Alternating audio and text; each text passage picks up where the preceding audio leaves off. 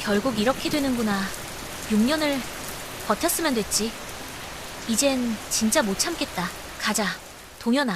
그 순간 현관바닥에 앉아있던 고양이는 문을 바라보며 조용히 눈만 깜빡였다. 아내와 아들이 집을 나설 준비를 해도 붙잡을 생각은 없는 듯 그저 상황을 관찰하듯 고요하게 바라볼 뿐이었다. 결혼 9년 차. 지연은 아들 한 명과 고양이 한 마리를 돌보며 맞벌이를 하는 평범한 주부였다. 하지만 그 평범함 속에는 언제 터질지 모르는 압력밥솥 같은 긴장감이 숨어 있었다. 지연은 생활비를 못 받은 지 벌써 6년이 됐다. 예전엔 남편이 준 카드를 들고 장도 보고 아이 필요한 것들을 사곤 했다. 하지만 그때조차 마음은 늘 조마조마했다. 카드를 긁을 때마다 결제 문자가 남편에게 가기 때문이었다. 그 문자를 본 남편이 뭐 이렇게 많이 써? 라는 말이라도 할까봐 필요한 물건 앞에서도 몇 번이고 망설였다. 그러다 6년 전 지연이 알바를 시작하면서 남편은 너도 벌지 않냐며 그 카드마저 뺏어갔다. 지연이 알바비는 100만 원도 채 안 된다. 그 돈에서 자신의 보험료, 식비, 생활필수품, 옷, 화장품, 교통비, 그리고 아이 간식과 문제집 몇 권만 사도 통장은 금방 텅 비어버린다. 며칠 뒤 지연이 마트 영수증을 정리하며 조심스럽게 물었다. 여보, 생활비 100만 원만 줄 수 있어?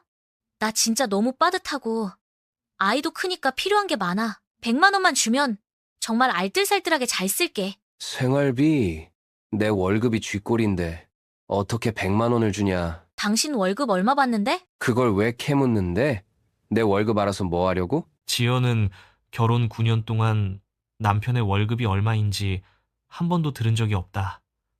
그건 부부가 아니라 하숙집 주인과 세입자 사이에나 있을 법한 거리감이었다. 차갑게 변해버린 남편을 보면서 문득 결혼 전 연애하던 시절을 떠올렸다. 지연은 결혼 전엔 누구보다 외모를 따지는 사람이었다.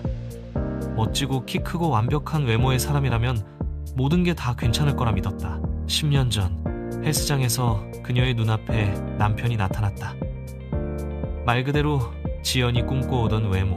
얼굴은 조각 같았고 몸도 좋고 어디서나 눈에 띄는 사람이었다. 처음 보는데 운동 자주 오세요? 아, 네. 가끔이요. 남편은 운동도 친절하게 알려주는 다정다감한 사람이었다. 그때의 지연은 이렇게 남자다운 남자라면 자신을 든든하게 지켜줄 거라고 믿었다. 하지만 결혼 후 현실은 너무나 달랐다. 가치관, 특히 돈에 대한 생각을 서로 나누는 게 얼마나 중요한지 그땐 정말 몰랐다. 내가 그땐 미쳤었지. 남편의 작은 서재방. 책상 위에는 2개의 모니터가 놓여 있고 남편이 아끼는 고양이는 소파 위에 살포시 올라가 앉아 있다. 문을 닫으면 집안의 소리도 거의 들리지 않는 남편이 가장 좋아하는 공간이다. 이야, 너무 멋있단 말이지. 이번에 정말 잘 계약한 것 같아. 빨리 차가 나왔으면 좋겠다. 그의 눈빛은 반짝였다. 아이 키우는 아빠의 얼굴이 아니었다. 마치 모든 책임에서 벗어난 혼자만의 세계에 있는 남자의 얼굴. 그는 마음에 드는 것이 생기면 무슨 수를 써서라도 사들이는 성격이었다. 복순아, 차 나오면 너도 드라이브 시켜줄게. 하하하.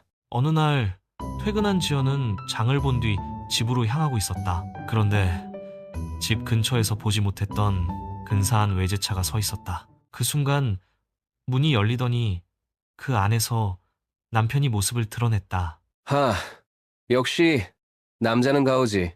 미쳤다. 진짜 존나 멋있어. 여보, 뭐야? 왜 그 차에서 나오는 거야? 설마 차 산 거야? 전에 타던 차가 너무 오래돼서 그냥 할부로 질렀지. 어때? 나랑 꽤 어울리지 않아? 당신, 집 들어가서 제대로 얘기 좀 하자. 집으로 들어서니 아들 동현이가 금방이라도 울 것 같은 얼굴로 서 있었다. 엄마, 이거 고장났어. 새 거 사주면 안 돼? 지금은 아빠랑 얘기할 게 있어. 방에 들어가서 조금만 기다려. 아들은 고개를 끄덕였지만 금세 실망한 듯 어깨가 축 처진다. 지연은 그 모습에 더 미안한 마음이 밀려온다. 남편은 뒤늦게 집에 들어와 신발을 벗으며 툭툭 먼지를 턴다. 나랑 얘기 한 번도 안 하고 진짜로 차를 산 거야? 왜 이렇게 예민해? 그냥 내 돈으로 산 건데 뭐가 문제야? 뭐라고? 생활비도 안 주는 사람이 차부터 산 게 그게 문제 아니야? 나는? 우리 애는? 우리는 뭐가 돼? 그걸 왜 나한테만 다 떠넘겨? 나도 스트레스 받아서 산 거야. 좀 이해해주면 안 돼? 지연은 지갑을 열어 마트 영수증을 하나씩 꺼내 보여준다. 이거 봐. 월 100만 원 받으면 내가 아무리 아껴도 숨만 쉬어도 돈이 새어나가. 야, 너만 괴롭냐? 나도 집 대출, 관리비, 차 할부. 나도 다 내고 있는데 왜 그렇게 난리야? 집 대출, 관리비만 내면 다야? 집안 살림이며 애 보는 건 내가 다 맡아서 하는데 당신은 명품 옷이든 외제차든 원하는 건 다 해. 이게 말이 돼?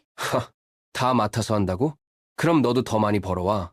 나 혼자 다 책임질 순 없잖아. 동현이 장난감 하나 제대로 안 사주면서 정말 너무한다. 남편은 어릴 때부터 남자는 단지 돈 버는 기계가 아니다 라는 생각이 강했다. 그는 내 사생활, 내 돈, 내 취미를 지켜야만 자신이 온전히 자신일 수 있다고 믿는 사람이었다. 주말 오후 지연은 아이의 손을 잡고 조용히 동네 놀이터로 나섰다.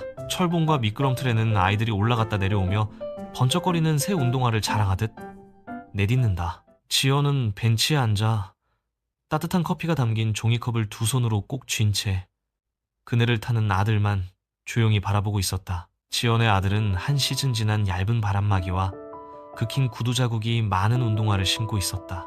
하지만 여바이는 깔끔한 점퍼에 단정한 옷차림을 하고 있어 아들과 더욱 대비되었다. 야, 이거 봐봐. 로봇 멋지지? 어제 아빠가 사줬어. 좋겠다. 우리 아빠도 이거 새로 사줬어. 근데 이건 비싸서 아무나 못 사. 아들은 그 말을 듣고 발끝만 바라보며 움찔했다. 장난감을 갖고 싶은 듯 고개를 깊이 숙인 채 아무 말도 하지 못했다. 지연은 그 모습을 멀리서 보며 마음속이 서서히 무너진다.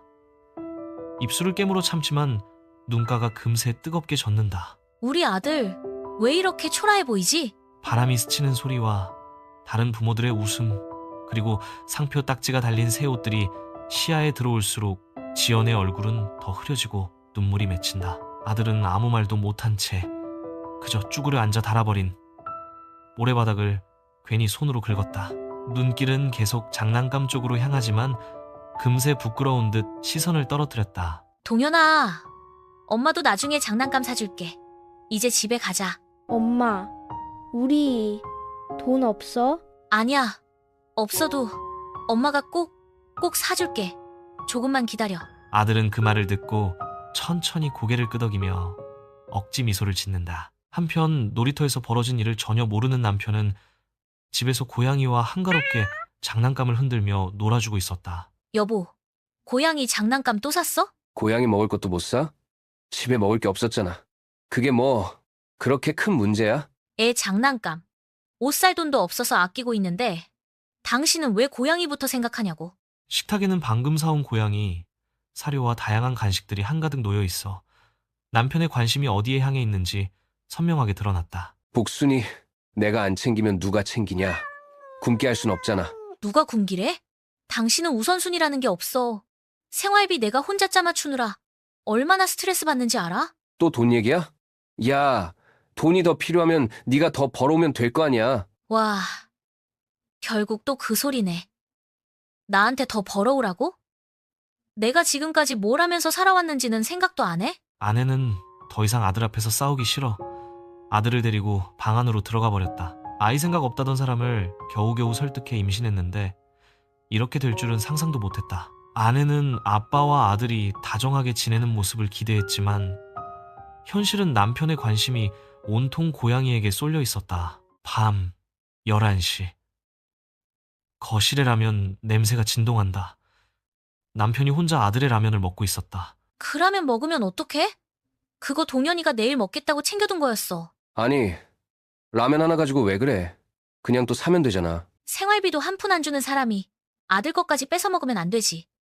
안 그래? 아, 됐어. 치사해서 안 먹는다. 또 돈 타령이야? 결국 그 얘기하려고 난리친 거지? 도대체 왜 내가 생활비를 줘야 하는데? 너도 일하고 너도 돈 벌잖아. 각자 벌어서 각자 쓰는 게 요즘 당연한 거 아니야? 지연의 표정이 완전히 무너진다. 숨이 딱 멈춘 듯 하지만 분명한 목소리로 말한다. 그래? 좋아. 그럼 진짜 각자 벌어서 각자 쓰자. 이혼하고 각자 살자고. 뭐라고? 야, 이혼을 그렇게 쉽게 입에 올려? 장난이야 뭐야? 지연은 순간 웃음 같은 비웃음을 짓는다. 하지만 그 웃음엔 오랜 상처, 피로, 절망이 섞여 있다. 당신은 이미 가족을 부양할 생각이 없어. 좋아. 법원에서 보자. 위자료, 양육비도 다 준비해. 지훈의 얼굴이 새파랗게 질린다. 처음으로 말을 잇지 못한다. 그날 밤 지연은 베개를 두르고 소리 없이 울었다. 이혼을 말해버렸지만 그 한마디 뒤에 따라올 미래가 너무나도 두려웠다. 앞으로 어떻게 살아가야 할지 걱정만이 끝없이 번져갔다. 거실은 다시 어둠 속에 잠긴다. 남편은 그 앞에 멍하니 서서 처음으로, 아주 처음으로 자기가 저지른 현실의 무게를 깨닫는다. 결혼은 두 사람이 각자 자기 삶만 챙기며 평행선처럼 살아가는 것이 아니다. 좋을 때만 손을 잡는 사이도 아니고 힘들 때만 서로 기대는 관계도 아니다. 결혼은 같은 방향을 바라보며 같은 무게를 나눠들고 같은 길을 걸어가는 것이다. 함께 웃고 함께 버티고 함께 책임지는 것. 그것이 진짜 함께 산다는 의미다.